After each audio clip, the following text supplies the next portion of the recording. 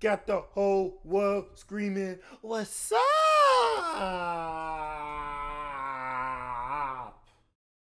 How ya doing, man? How are you today on this lovely evening, man? It's the 6/10/24 show. Well, they really just talking with Doc Nah. Welcome to the podcast, man. How are you?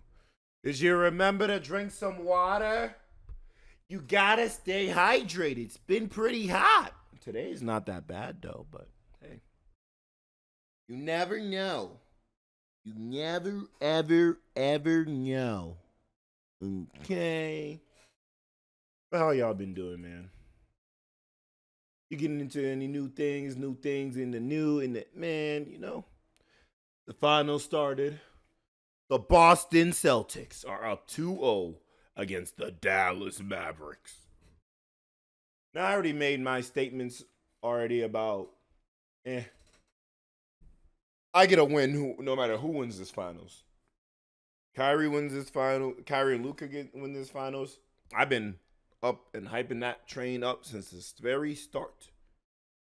If the Boston Celtics get the finals, I'm a Celtics fan, so I don't know what else to say, man. Like this is the finals in which my narratives are always going to reign supreme. Like nobody can beat me this finals. I'm a Kyrie fan, one, and a Celtics fan, two. So you know, it's like I just can't lose. I will say, and I'm gonna call it out.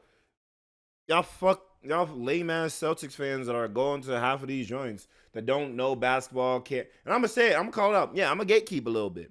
Y'all lame ass niggas can't even fucking dribble with your left hand. Respectfully, go fuck yourself. Seen this one video of which these lame ass gay ass niggas. Yeah, I'm gonna say my fault. Maybe I shouldn't say that. Not gay. Racist. I'm using the South Park version of gay. Not. Let me. Now I feel like I gotta fucking like bring it up at some point, like the South Park version, just so niggas know what I'm talking about. Cause it's like I'm not here trying to sow up controversy, man. I'm really just a regular dude. But while I'm looking up that, I saw these people who saw the. Let me just pull up the video. YouTube. Celtic fans, Kyrie blow up doll.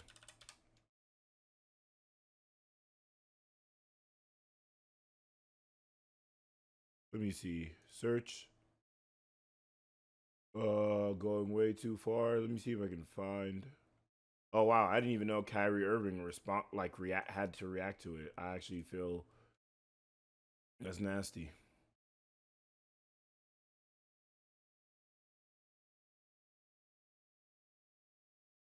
And the word that's getting blurped out is the N-word. And this is what I'm saying, bro. You lame ass niggas, bro. Who, if you actually were going to put accountability on someone, you should put it on your damn fucking sports media that half of you niggas say you don't fucking like. But for some reason, y'all niggas still listen to their dumbass narratives. Them niggas were trying to do the exact same thing with Jaylen Brown and Jason Tatum, saying that them niggas didn't like each other. And this is what I'm saying. Y'all niggas don't really fuck with the sport. Y'all niggas just fucking on a soapbox to be nothing ass niggas. You got all those black players, all that fucking, oh yeah, the fucking organization said, oh yeah, we support black issues and all that. And you lame ass fans doing this, showing how lame y'all niggas is. I'll dead ass slide half y'all niggas. But that's besides the point.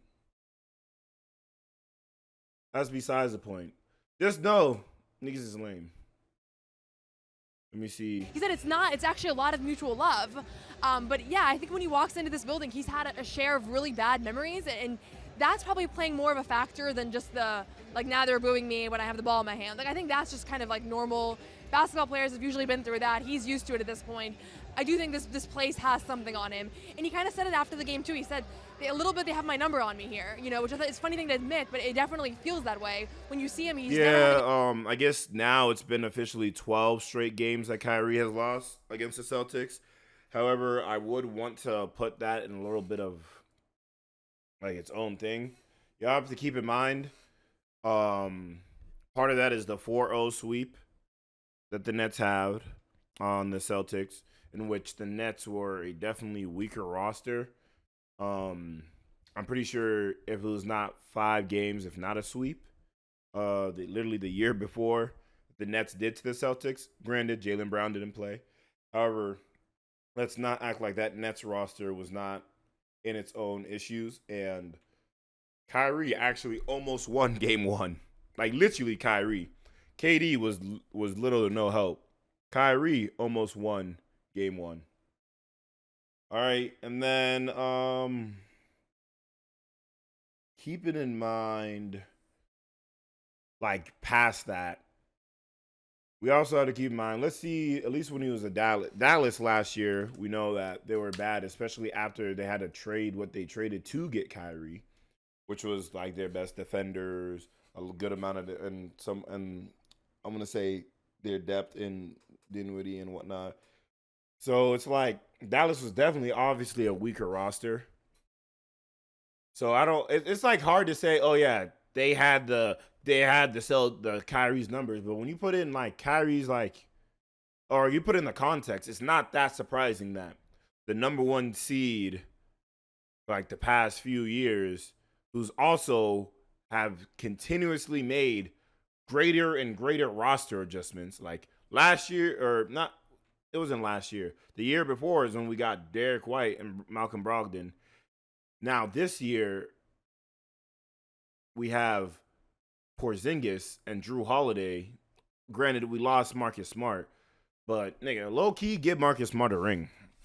That might be a controversial opinion to an extent. I didn't feel the same way when DeMar DeRozan was talking, but I'll give Marcus Smart a ring. That nigga deserves it. And mind you, he's also said that there's racism and stuff that goes on around the city in there. So this is what I'm saying.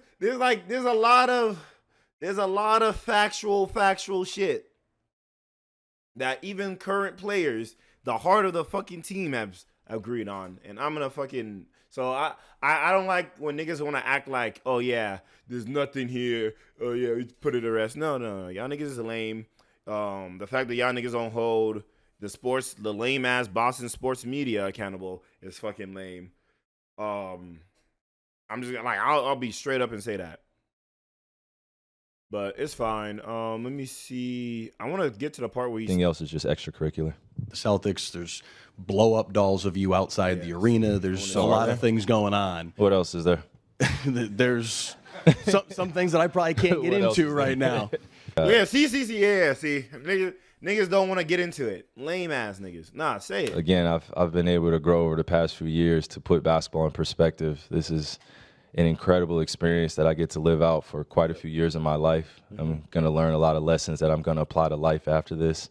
Yep. I failed miserably while also not knowing how to compartmentalize or accept the emotions that come with it. Not that, y'all. Is this audio being recorded? All right, bet. It's on channel 2. I had to make sure. Failure and also being on the successful side, didn't know how to handle that either. So the past few years have been about that growth perspective for me and learning how to handle myself in situations and circumstances that are going to be more beneficial for me to learn now than learning it when I'm 38 years old and I'm looking back at my career and I don't even know how to celebrate that. You know, I don't expect to be celebrated by everybody. I'm gonna. Thank you, Kyrie. And that's what I'm saying. I love the response. Love all of that. Still think y'all are lame. Now let's talk about some of the first 2 games. Game 1, Obviously, both these two games, Kyrie struggled immensely.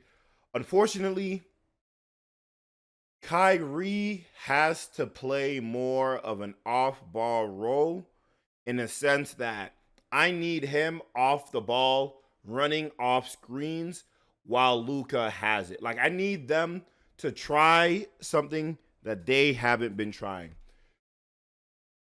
a little bit more. Rather than saying, okay, Kyrie, you kind of take the lead and we can kind of work off each other by just being like a pass away, kind of, or just a skip pass away. I need them to like actually, they need to manipulate and stretch the Boston defense on two sides of the court a little bit better. It's even to an extent what I've said in about the Celtics, honestly, in some cases, where like they don't have enough of the ball movement, but I also don't feel like they have enough of the plays. Like I was watching game 2 with the homies, and I literally watched as they didn't even really give pick and rolls to Kyrie, and they were just to Kyrie until like mid to late at the third quarter. They weren't giving like he wasn't getting consistent pick and rolls. He was trying to post up, do fadeaway jumpers over Drew Holiday, over fucking Jason Tatum, over these tall, these strong, lengthy defenders. That's not going to be the best shot. I literally seen them do one double screen. I barely seen them attack Al Horford. Like those are the things that we've seen people do against the Celtics in other series. They have yet to push the pace enough. They're kind of falling into that slower pace. And against the Celtics, it's just not that good because the Celtics have a too good of a half-court defense and individual defenders. I feel as though if they are running like double screens with Kyrie off the ball on one side, while Luka is finagling on the other a little bit more, they could actually have a little bit better runs to the basket because the attention that Kyrie's drawing. So you can actually be able to throw more lobs at your Derek Lively's, at your Daniel Gaffords, at your Derek Jones Juniors, even at your not Jeff Green. Well, I'm forgetting his name. I think it's Green too, though. Basically, like you know what I'm talking about. Basically, you have to make sure you can use the athleticism that you have at your disposal. I also think that Kyrie might need to like look, man. If they're gonna play physical, draw fouls. I'm saying if on the Mavericks side, what the Mavericks have to do to get back in the series, back in the game. At the end of the day, especially since I like both these teams, I'm a fan of almost all the players on both these teams. Like, I have to keep in mind that not I have to keep in mind, but keep in mind that I want to see good finals basketball, regardless even of like teams and everything. I love watching good basketball games. So I want to have like more of a nip and tuck series, to be completely honest. Pretty sure I had the Celtics winning. I think I had them in 6. I was watching Lowe's video. He has Celtics in 5. Bezos has Celtics in 5.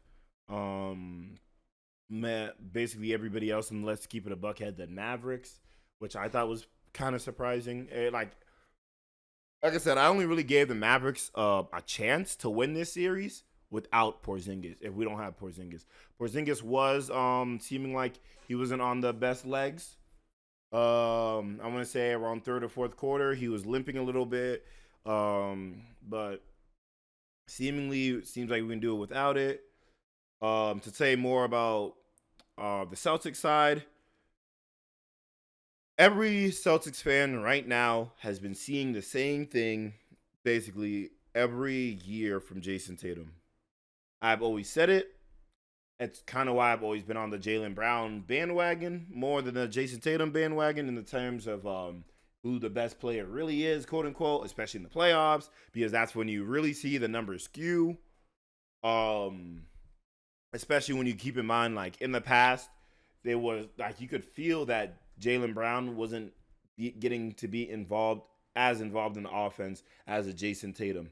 And to be fair, that's not necessarily on just the coaching. was on the way that they're trying to build the roster in terms of having a Kemba Walker. So they're trying to develop Jason Tatum and Jaylen Brown more to be a little bit more of the threats and scoring options, especially since they're not like Kemba's not a pass first point guard. But that's besides the point, obviously. But I'm just saying, like, everybody has said good things happen when Tatum drives the basketball and when he's trying to really be aggressive, when he's not shying away from contact, or he's not trying to over-exaggerate the contact in order to get fouls. Those have usually been his issues. This year has been his best shooting percentage at the rim. But I'll say he's been getting obviously better every year with it. Obviously, part of that comes with just growing into your body, becoming like more of a better athlete as you're hitting your prime and your stride. Because you got to keep in mind, Jason Tatum is only like 26. Jaylen Brown is only like 27. Usually, most people do not win championships and chips during that time. Now, people are saying, is Jason Tatum the finals MVP? Is Jaylen Brown the finals MVP? No, I'll say this. We don't really care. At this point, I just want a chip. The Lakers homies been dickheads. They're saying we only get segregation basketball chips besides that one in 08. So I just can't. I just need the chip. And with this roster, we have the possibility of running it back next year. I don't know if we could pass that. But if we can get a cool little repeat in, I'm down for it. But going into Jason Tatum's struggles, he wasn't necessarily he didn't settle for twos. He was just kind of missing layups, especially in the first half. I want to say in the first half he went like 1 for 5 or 2 for 6, one of the two. But he started picking it up in the second half. I think he was passing really well out of doubles. I think he was looking for the passes more. So, for example, one of my friends, he was saying he thinks Jaylen Brown could potentially be the better passer. And while I don't necessarily agree, I do think Jaylen Brown has the ability to make a lot of passes in those passes.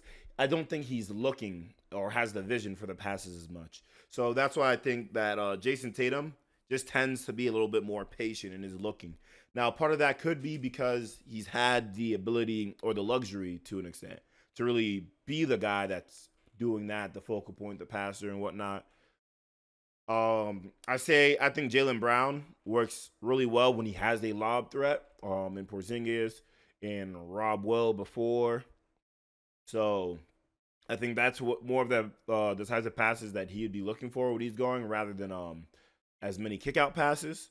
But I want to say that both of them were fairly patient. He had like 6, 7 assists himself, Jaylen Brown.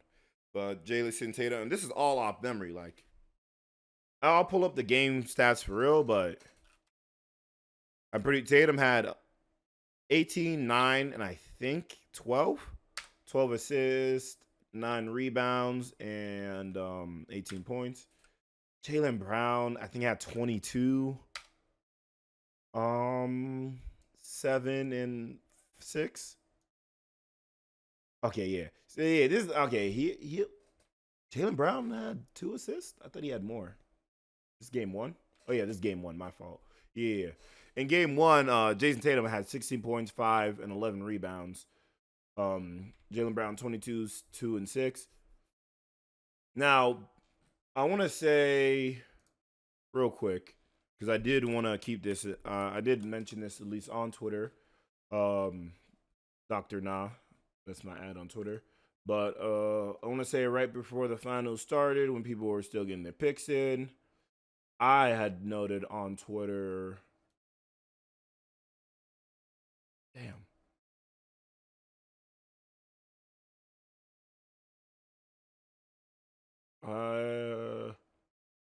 Dang, I can't find it right now.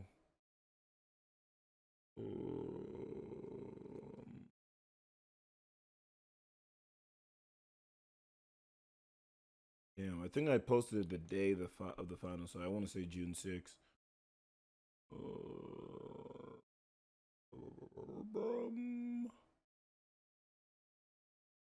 Damn, bro. Okay, the questions will be, with all the Boston shooters and Dallas group paint protection, plus twin tower bigs, will the Celtics settle for jumpers? Mostly I was talking about mid-range jumpers, but even to an extent, all the three-point jumpers. I want to say that they actually did go to the paint a considerably amount of times, and I think there was onus in them to go to the paint in order to get those better three-point shots, a la Drew Holiday was able to hit. I also want to say, in game 2, the Celtics had those crazy circus end of the shot clock shots that just happened to go in, and like the Peyton Pritchard end of the half shot or end of the third quarter, one of the two. The Derek White end of the buzzer beating, or not buzzer beating per se, but the end of the shot clock shot. So it's like those 2 3-pointers, literally, when the game was like within 5 points, possibly could have decided the game and gotten it closer into clutch time. But I want to say the question, will the Celtics settle for jumpers? Will the Celtics keep giving up bad switches? Particularly, I was talking about the Al Horford switches, especially since we knew Porzingis was most likely going to be coming off the bench. Will the Mavs role players keep up enough?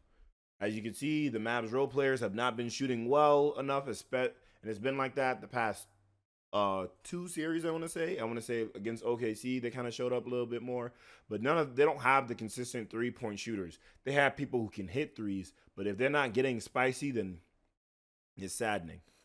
And then and I guess now this is where the dinging comes on Kyrie. Because we knew how inconsistent the role players on Dallas would be, the assumption was, will Kyrie be reliable enough? And you just have to see it. Kyrie shot bad these first 2 games. We're going to have to see it for these next 2 while he's at home. Technically, people say a series doesn't start until the road team gets a win. So we just have to really see. That's my opinion on the finals. To keep it basketball, we can get to the WNBA USA Olympic team.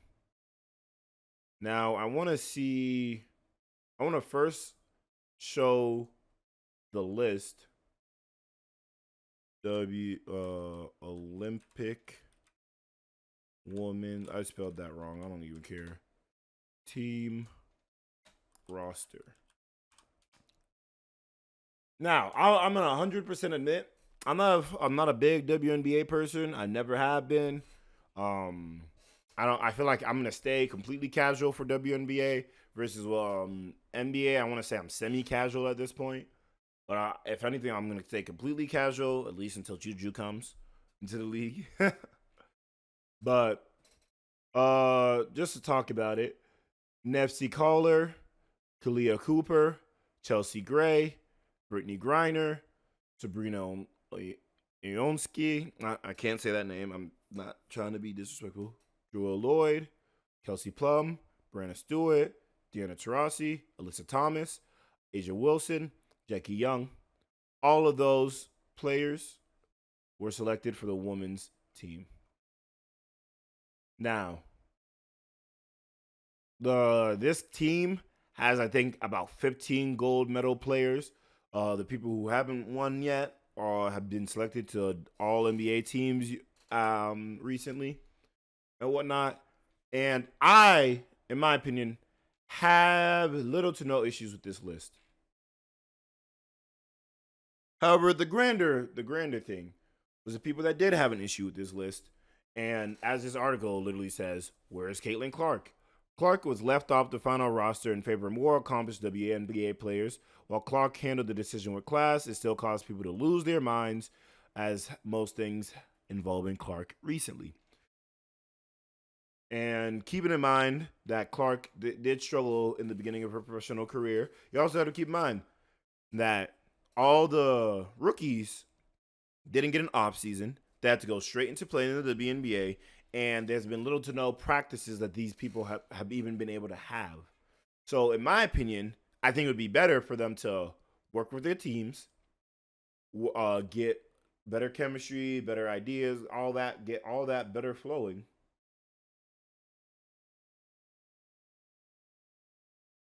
In order to really,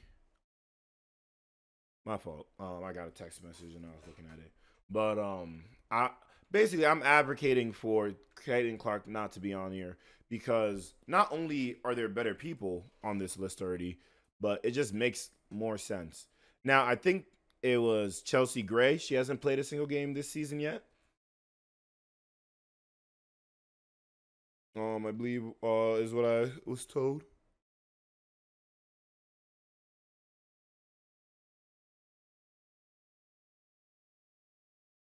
No, was it not Chelsea Gray? I think I got her confused with somebody else. Who was the lady? Was it Kalia Cooper? No, I've literally seen her on a press conference recently when Asia Wilson dropped or had 6 blocks against her team. Definitely was not Kalia Cooper. Kalia Cooper has definitely played. What's going on? But they were saying there was somebody who hasn't played yet. It's definitely a guard, and I think Kalia Cooper should also be in there. Well, I guess the things that people were saying was it. I don't think it was Diana Taurasi per se. Was it? Yeah, they're saying she's a bit too old, but you got to keep in mind, they're saying she's too old as well as she's not averaging as many points as before. Keeping in mind that she is no longer a first or even second option on her team. She would be the third option, and she's and additionally with that, you got to keep in mind that it's better for her to be a third option and be able to get the ball to a Brittany Griner or Kalia Cooper, which is what she's mostly been able to do. So I don't have an issue with Diana Taurasi being on there either per se. There's definitely someone who they're saying didn't even play yet. Is it Kelsey Plum? I feel like Kelsey Plum played too. I hate that they don't have freaking stats for it yet. Let me see. Feel like I'll pull it up a little bit. But Shanae was talking about it, so I'm gonna pull up a little bit of the first take tape. I'm gonna have to throw it here. I'll just switch the audio real quick so y'all can hear it. Y'all can hear it well.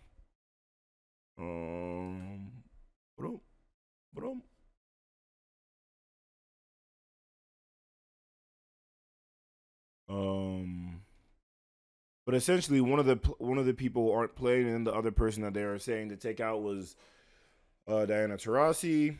Honestly, in my opinion, even though her efficiency isn't there, I think Arike Ogunbale definitely should have made it.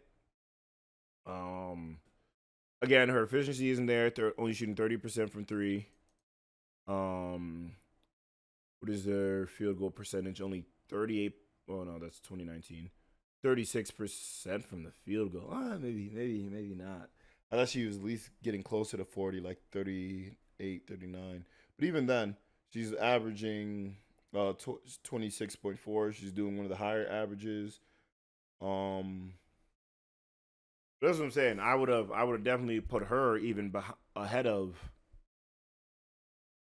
Caitlyn Clark, who would definitely end up only being a glorified shooter on that roster. She's not particularly good at defense right now. She's not naturally anything. She's not naturally anything like margin. She's had her best game recently, in which she had a 30-point game, 7 3-pointers and whatnot. But again, that was only just recently, and everybody knows international play tends to be even more physical than WNBA play. So there's also that. There's also been, and I don't know if Chiney was gassing it, but I doubt it because I believe Chiney. But there's also the fact that the Olympic team to qualify for the Olympics had to do a game-winning shot against Belgium. Now, hence to say that the rest of the world is catching up to the WNBA in terms of talent and whatnot. So, or I get not WNBA per se, but I guess Americans in talent. So there's also that part of it. Now, if you want to say in terms of media coverage and whatnot, and quote unquote growing the sport, they should put her in, and I can entertain that conversation. However, my issue would be that people are already complaining about how Caitlyn Clark has been getting treated. Her getting a spot that she didn't necessarily deserve just because of popularity would not help her treatment. Her getting, and then the other thing is that because she'd just be a glorified shooter, she wouldn't be getting that many minutes. Hence, more people would complain and be like, why isn't Caitlyn Clark getting that many minutes? Because a lot of people, for some stupid reason, or one way or another, thought that Caitlyn Clark was just going to waltz into the WNBA and be the best WNBA player. No, they're running different sets. They're throwing different things at her than usually is going to get thrown at you in college. And she has to run a different type of system in the WNBA unless she can go Steph Curry consistently. Or even, I would say her player comp might be even a little bit closer to our Tyrese Halliburton with the level of on-ball dominance and passing, rather than just a Steph Curry. But hey, I'm just a man. But yeah, no, so I understand the point of growing the sport and how, quote unquote, that may be important. But why should we sacrifice people who deserve it more for that for that sake when if they lose, like even if playing Caitlyn Clark more wouldn't contribute to them winning, and that's the issue. If they lose, they might get screwed either way. However, I do believe that because they do take a lot of people, they have them in the practice squads. In a sense, it's to use them to kind of it's not grooming, and well, it's grooming, I guess. Yes, grooming, but not the bad way of grooming. That's the reason why I didn't want to say grooming at first. But yeah, they're basically grooming. You can like get groomed to be a part of the next one. Now, I'd rather her get groomed to be a part of the next one, and then to have her rest because she didn't have that rest between college and WNBA play and have all that, and to just force her into doing that. However, another report came out today. Caitlyn Clark tops the list of alternates for the women's Olympic basketball team. I don't really have. I'll pause this ad blocker real quick so we can read a little bit of it. Caitlyn Clark was not selected as the first 12 players to make the U.S. Olympic team roster, and what I was talking about earlier was the practice squad. But I'm told Caitlyn Clark and Brianna Jones are atop of the alternates list for Team USA if there is needed to be a replacement, and that's Sham saying that. Jones is a two-time All-Star who spent her 8-year career with the Connecticut Suns. She's averaging 13 and 4.7 rebounds, about 5 rebounds for the Suns. And I assume she's the big. Caitlyn Clark was reported snub. She was the first pick in the WNBA draft, blah, blah, blah. And she's obviously bringing in the most viewership. We get it. We got it. Good. Cool. However, again, Shaq was not chosen for the Dream Team. They put some lame nigga in there ahead of him. There's been plenty of like quote unquote snubs. What year? LeBron's first Olympic.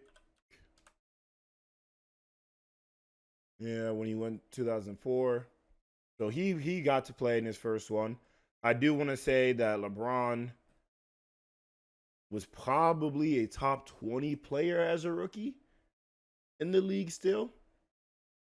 I don't know if I can say the same with Caitlyn Clark. LeBron was able to play on both sides his rookie year. LeBron's averages his rookie year. If we look at that, he literally was scoring 21 points a game on 6 assists and about, if you round up, 6 rebounds. To be exact, 20.9, 5.5 rebounds, 5.9 assists. And I'm pretty sure if we look at his field goal percentage, 41%, which was pretty good, especially at that time. If we do average field goal percentage,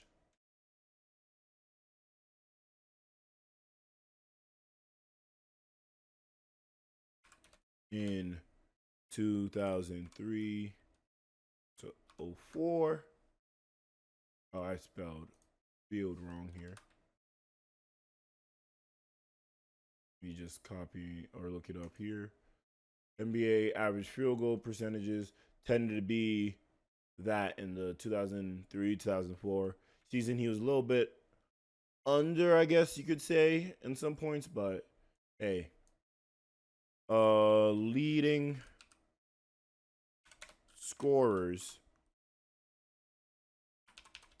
I'm typing in one hand. I'm holding this microphone in the other one. In 2003-04 NBA season,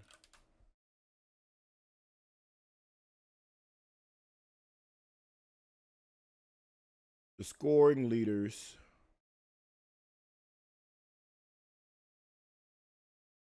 in that, LeBron was literally number 13 in his rookie year. A top 13 scorer. While also, I'm pretty sure, playing sub and all NBA level defense as a rookie as well. I don't think he made an all NBA team his rookie year. But he's playing basically all NBA defense his rookie year. But I'll say a little bit under because he obviously schemes-wise and whatnot. But at least on-ball defensively and even as a backline help defender to an extent, he was great. So I would definitely have LeBron on there. And they only had LeBron and Melo, I'm pretty sure. Those are the only 2 players. And then they lost. Then they had to do the redeem team the next year. So again, it's like you want them to go in for a loss, and then what?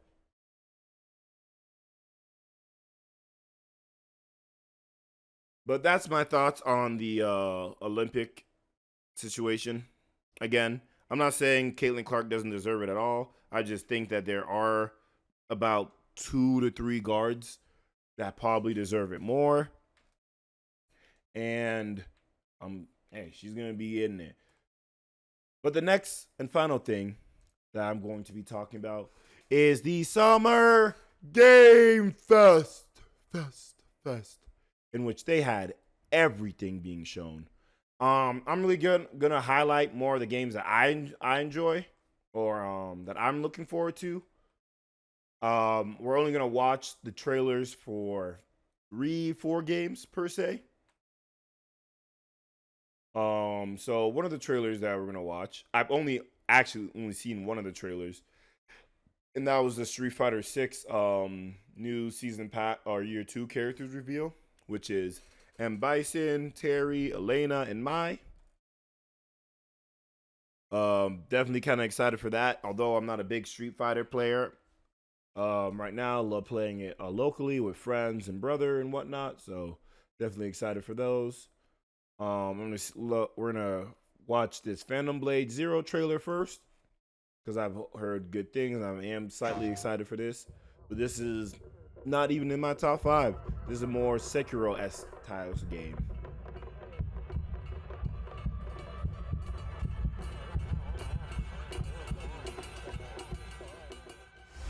Ooh, that nigga put the grips on. All right. Left. Oh, word. 41.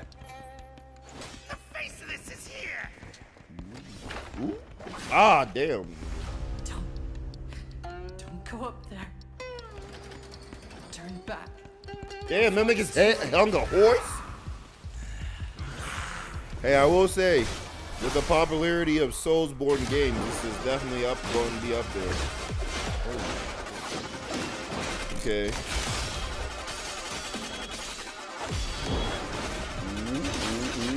Ooh, damn, the combos go immaculate. Are you able to use different weapons? It looked like you was using a dagger earlier.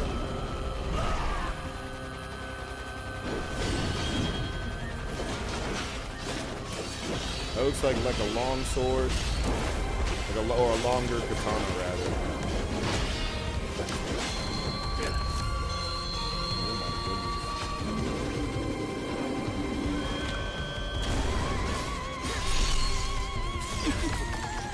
Okay, got the yeah. I definitely see all the Sekiro comparison. Definitely see that. Okay. Phantom Blade Zero World Tour demo.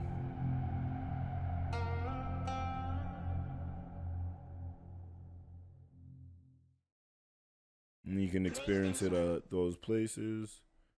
Mighty Morphin Power Rangers, that's tough. I'm gonna watch this Sonic Shadows Generations trailer. Now, me and these Sonic games kind of go back a long time. Sonic games were definitely one of the ones during the PS2 era that my mom always bought us. And it's funny enough, saying that even when we first got our PS3, the Sonic game was like the first game that we got for it. So I was like running through like that Sonic game. It was the one that like, I don't know if it introduced Silver, but that was like the first Sonic game that I had seen Silver on.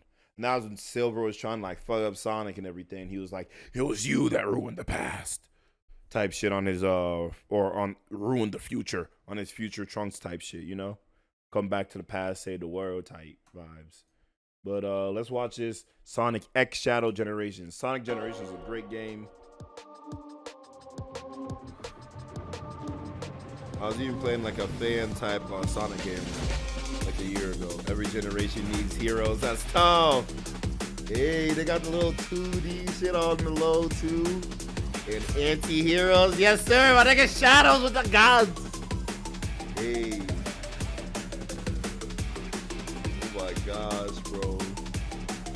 3 hedgehogs. They got the little baby Sonic in there too. Or the Robo Sonic, rather.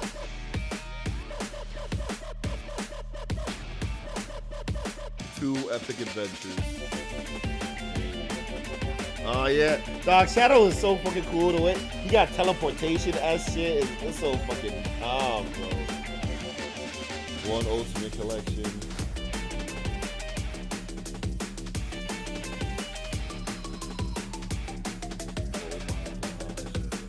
I'll overcome every obstacle with this Oh my power. gosh, they got wings. My nigga Shadow, bro. They put my nigga Shadow in the front. Oh my lord, bro. Wait, what's that last thing they said? Taro skin? This for the pre-order bundle? Is that a Shadow skin? That looks tough though. I always fuck with the like different eye shit. So like seeing the red eye and the white eye, that shit looks tough. Valid as fuck. And then I didn't know that Sega started doing the little eye shit while putting the logo on there. I think that's tough too. Sega really gotta start putting out their shit more. Valorant is coming to PS5 and Xbox. Okay. Back. Oh my gosh, bro. When I first seen Black Myth Wukong, it was off of Afro Senju talking about it. I don't know if he was playing it. I think he did do a little bit of gameplay at some point too. I've been eyeing this game forever. This is the latest trailer. It's all CG apparently, but hey, still great looking game. Still gonna watch this trailer. Still gonna love it. Let's look. Let's tap in. Let's tap in, twin. Hey, twin. Oh yeah, my nigga with the hairy feet. Hey yo, I ain't got no feet fetish, but hey, I love the work they put in. Make this nigga look realistic in this CG shit right now. You feel me? Hey, take those steps, King. Yes, sir, Monkey King. Hey, yo, all the apes in the chat. With the ooh ah! With the ah! Apes in the chat. Ape shit, ape shit. 8 vibes, 8 vibes. Hey, yo.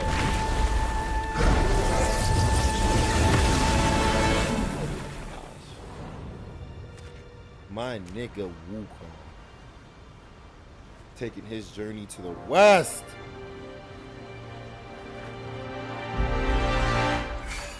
Woo. Yes, sir. Stop playing with that nigga staff like that.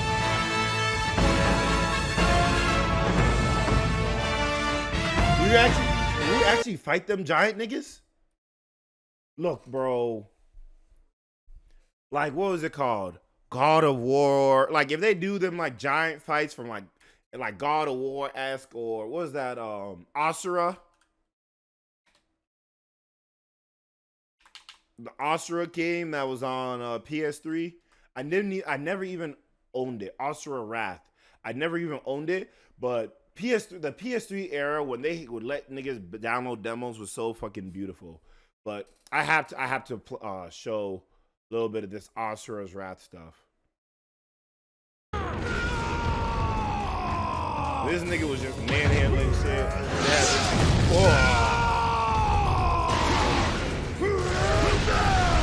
This nigga was just scrapping, bro. He was Scrappy Doo. Except Scrappy Doo actually talked to Ronald Reagan in one of those cartoon episodes. He was not the man's for real. Scrappy Doo was an enemy of the Republic. Let me stop.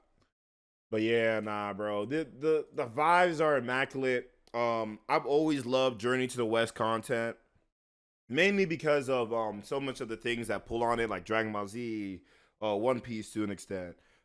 There's so much more. I'm just having trouble naming, but I even other like Chinese stuff, like the Dynasty Wars, which is based off the Romance of the Three Kingdoms. I've always kind of liked it, and I've always been a part of it.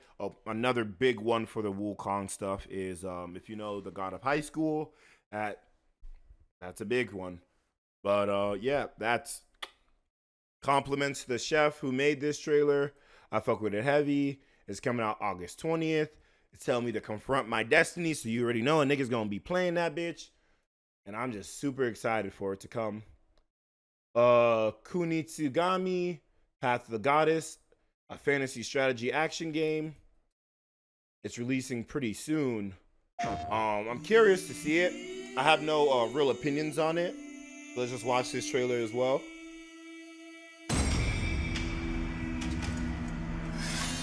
Okay.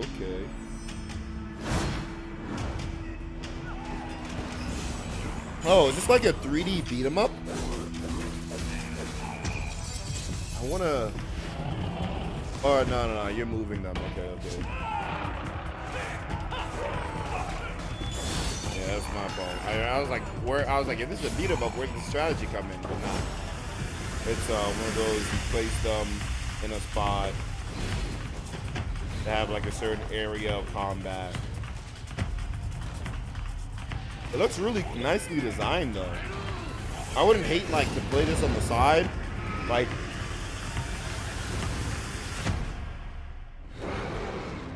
looks very interesting. I can't see myself pre-ordering it though. To be completely fair. Metaphor, which was made by the creators of the Atlas, which Persona games. They're also releasing a Shin Megami Tensei game, which I'm not gonna look at the trailer for that, but hey. It is said that we all have inherited heroic virtues deep within us. Okay, so it's all these games are gonna be similar style to Persona completely. We oppress. This looks great. We fight. I think it looks like a Persona character. A great evil flows through this land. You have found a way to wield true magic. You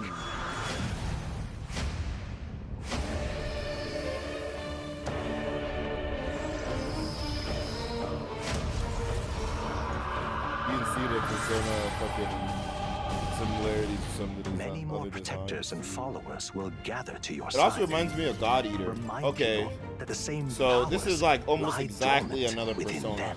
Because it seems like they also have like not a social link, but You must acquire more Yeah. archetypes and this bring is, them this together. is damn near exactly Persona.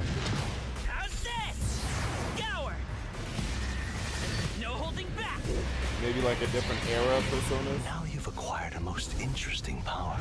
An archetype whose existence was only theoretical. You wield power now.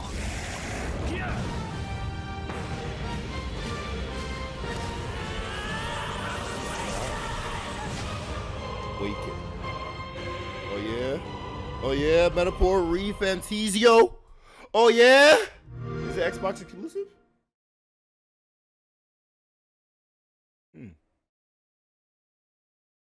Monster Hunter Wilds. We're gonna watch this one real quick as well. I haven't played too much of the Monster Hunter games.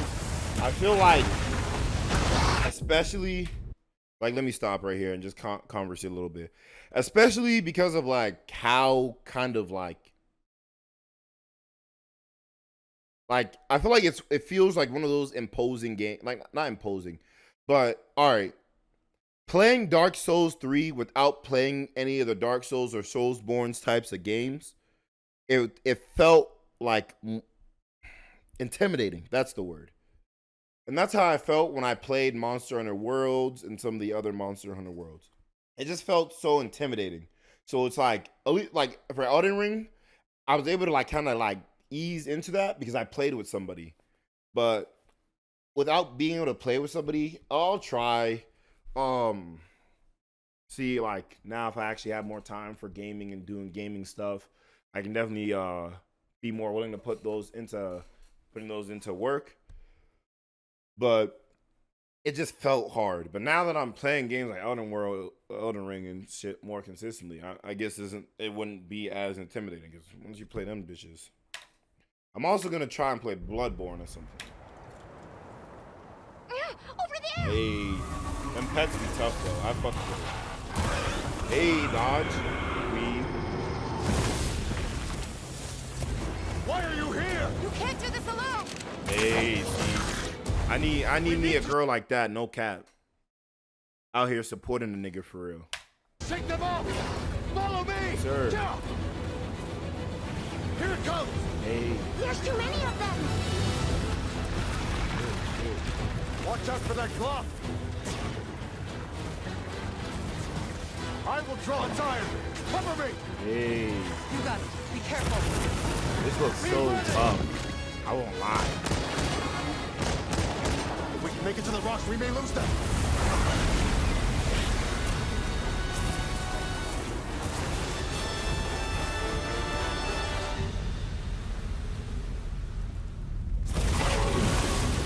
As I feared, it picked up our scent. I'll handle it. You find someplace safe.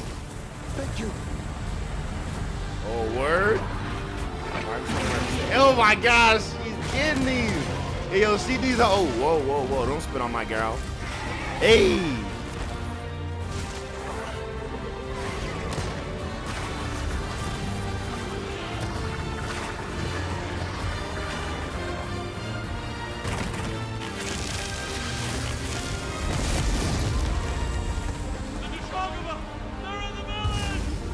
Don't worry, the hunter is here.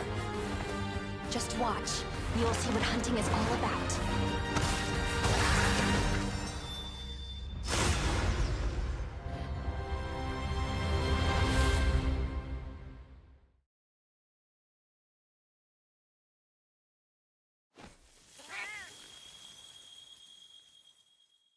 Okay.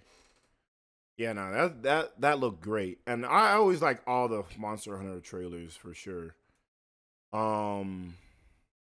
Let's look at Civ 7. I've only ever seen other people play Civ games. I've never played them myself, so I can't say too much. But I'm happy. I'm definitely excited to watch again. I'm not gonna play it. I don't think it's gonna be unless like I really go through the list of games that I'm already looking at. And shit, I haven't even finished the games I have in my collection that I do have in my collection. So But if I can, then I will. The past, if you would define the future. All are architects of fate, working in these walls of time. Let us all for death prepare, or on the last great journey. I'll even look up some of the Civ gameplays. I don't think you get any of it here. Ingloriously and without a struggle. I do miss when they had like actual demos for games on that shall be shit. told among men hereafter. Each of us shall endure this world's life until the end.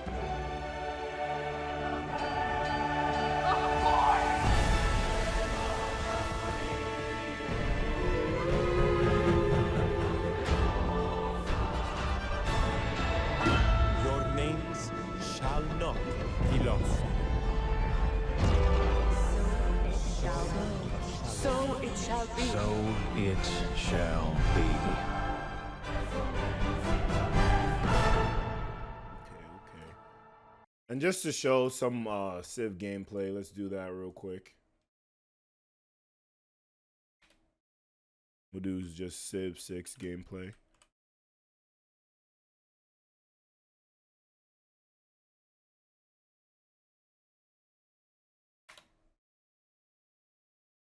Yeah, I like watching other people play this a little bit. Kind of like commentary and people like that. I'd rather probably play Stardew Valley first, then play this if I'm gonna be doing it. But I understand the allure.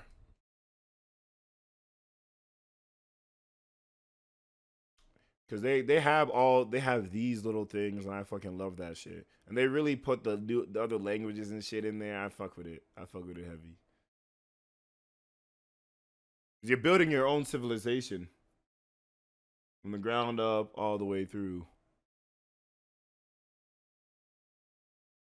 That's what I'm saying. They put in extra work, so it's not just like a clash looking type thing. They actually put in the extra stuff to make you feel like you're more involved in the story, and I always enjoy things like that.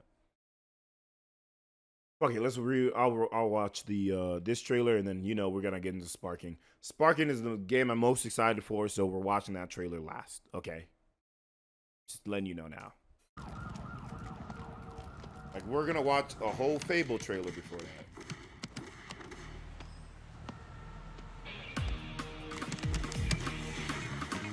Hey, my drunken master. Hey, when you beat a nigga at the game and you drinking on them hoes. Hey, yo, go back. Oh, yeah. When you beat a nigga at the game and you drinking on that hoe, and nigga said, hey, put the fight stick down, nigga. You won't get a drink, but I will. Hey, I need me one of them gourds. No cap, bro. Oh, my gosh, bro.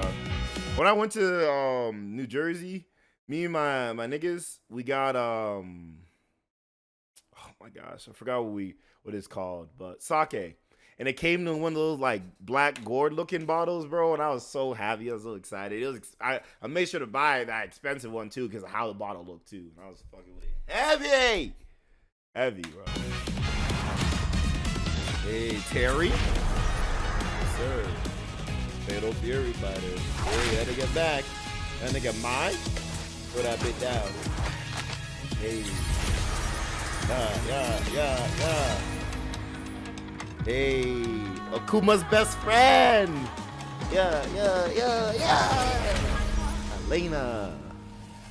Fuck it with it. Nani?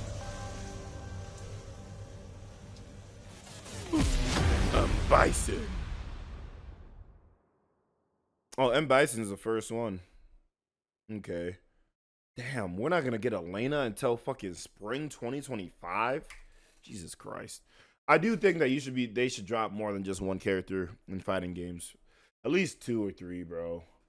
Like, especially we're waiting damn near. This is just me though.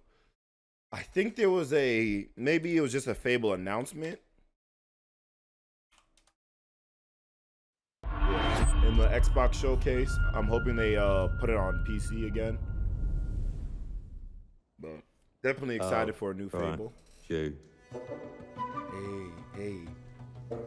So, Yeah. you want to know all about heroes, do you? Well, you have come to the right place. Oh, did I now? Now, I have not played all the Fables. I played the previous Fable that came out, I want to say like around 2018. When was the last Fable?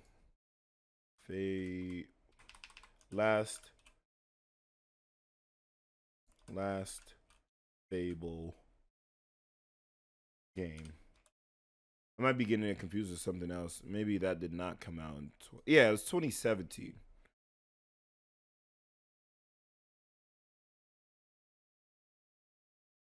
I want to say, right? Fable the Journey. Oh no, that was not 2017. What the fuck? What released 2016? Oh, they're doing a crowdfund for Fable Fortune. The game was released Xbox One. That was a card game.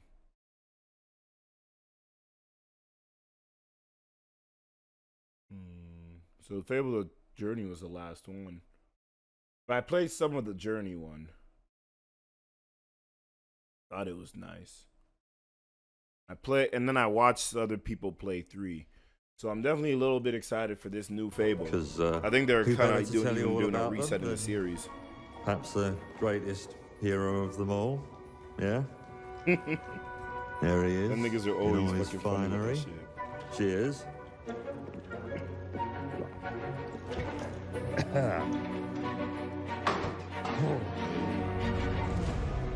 Humphrey, Avian's greatest hero. Asterix retired. He's a retired hero. I mean, sure, you get your mega fans, You are like literally my favourite person. your haters, It's like a fan club, but we hate you. your Ish. chancers, and the occasional giant toad. Hey yo, shout out Konosuba, bro. It's more than that. you know. It's Shout out about Konosuba. choices you make. Giant toads. I'm a hero. I should do what I want. You thought you could save her? You know, it's your life and death stuff. That's what defines you, isn't it? Really, stays with you. I knew this one hero. I took her in when she had nowhere else to go. Welcome to the most exclusive club in all of Albion. Thought I'd get her out there, make the most of her gift. But you know what it's like when you're young and you have a point to prove. I tell you, this kid, she had it all. The skill, the talent, the power. She was something else, all right. She was terrifying. So, yeah, I knew this girl once who made all the wrong choices. Humphrey. She's back.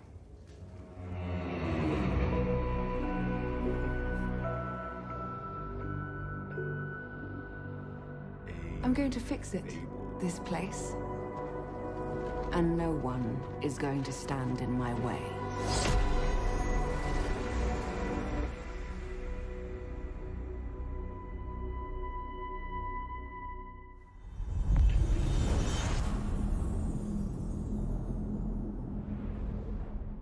That's tough. That's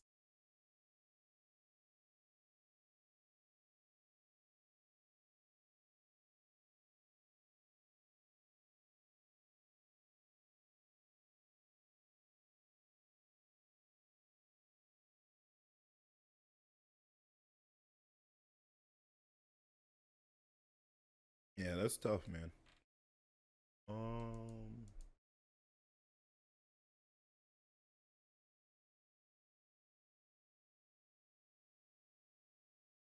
Moving on to final trip. Or no, oh yeah, the final trailer we're gonna watch. The Dragon Ball Sparking Zero trailer. Now, I've already talked about ad nauseum. But a real nigga even had the modded Dragon Ball Budokai Tenkaichi 3 on his PC for his emulator. So this is beautiful to see. I used to fucking watch them niggas box on there when they're making their what ifs, bro. Let's fucking go. Let's fucking go. A test of power. I guess we'll see. This will be when the true battle begins.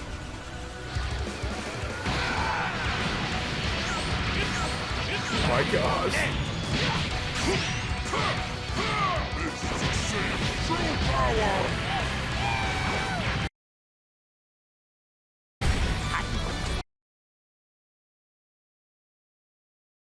Oh shit.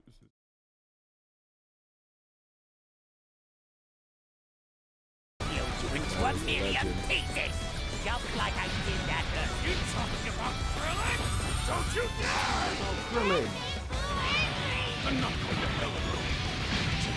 Bro. No matter how much I see the story again, I'm okay with seeing it over and over and The way you over. slice it, there's only one way to save her. Goodbye, my friends. We claim new possibilities. Go. So you get to choose who you take. So it's what ifs. Based like that. Now you will suffer my wrath. You are impressive, boy. Vegeta, Trunks lived past that point. Autonomous Ultra. It's my turn. This shapes everything. This is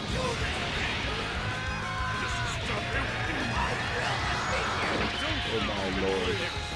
All of this is beautiful. I love it all. Oh my gosh. Now there's some controversy about the local multiplayer. I've heard ifs like little weird things.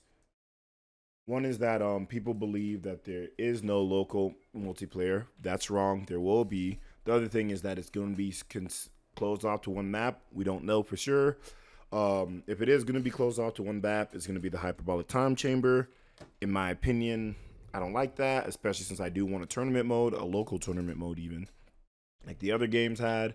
Because when I was younger, I had multiple like siblings, cousins that came over. We all played.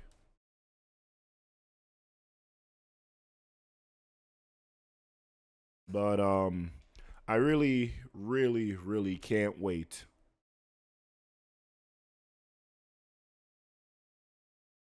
I want to say, yeah, man. I'm just super excited for all these games coming out. Summer Game Fest was great. There's even more stuff like the Harry Potter Quidditch Champions, Lego games for your Lego game. People love the bot stuff. I just love it all. But I want to end the podcast here. Unfortunately, I think y'all already heard the shit that like actually leaked in already. But I'm actually got to be in a meeting as well. So this podcast is not going to be an hour and 30, just the hour. Thank you for coming in, listening in. I'm going to talk to you guys later. Have a good day. Have a good week. See y'all next week. And go Celtics. Go Kyrie. Go you. I'm out, nigga. Later.